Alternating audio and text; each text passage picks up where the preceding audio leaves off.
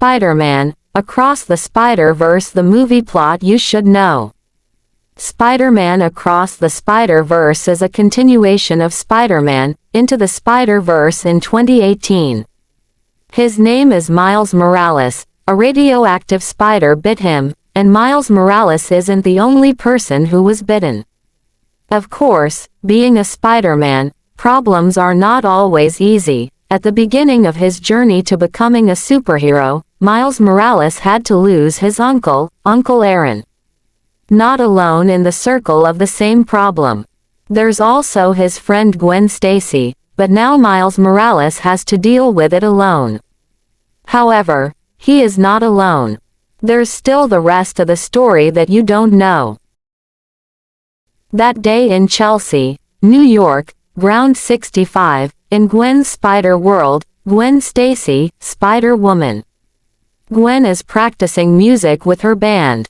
Actually, Gwen's goal was to be there just because she wanted to overcome her feelings by beating the drums as hard as she could. Gwen really wanted to be in a band, but she just couldn't seem to find the right place.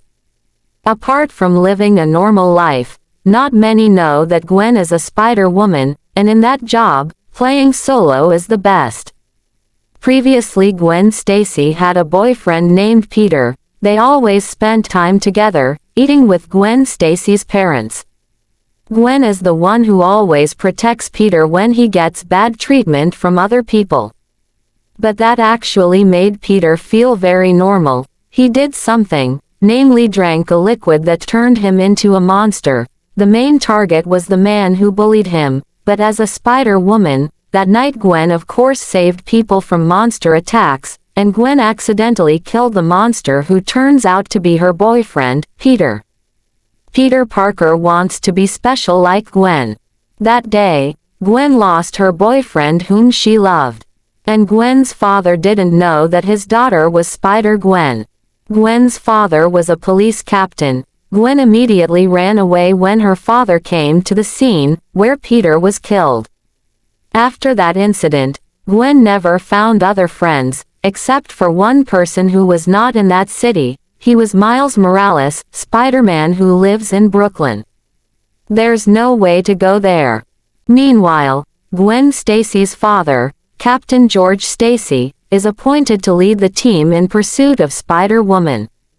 No one knows who Spider-Woman really is because she always wears a mask and she killed Peter Parker, an innocent student.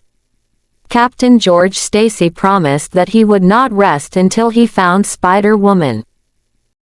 When Gwen arrived home and was hugging her father, suddenly an emergency call for the police captain. There was a superhuman in the museum. Gwen's father immediately took his police uniform and left Gwen for a task to protect the city from all forms of crime.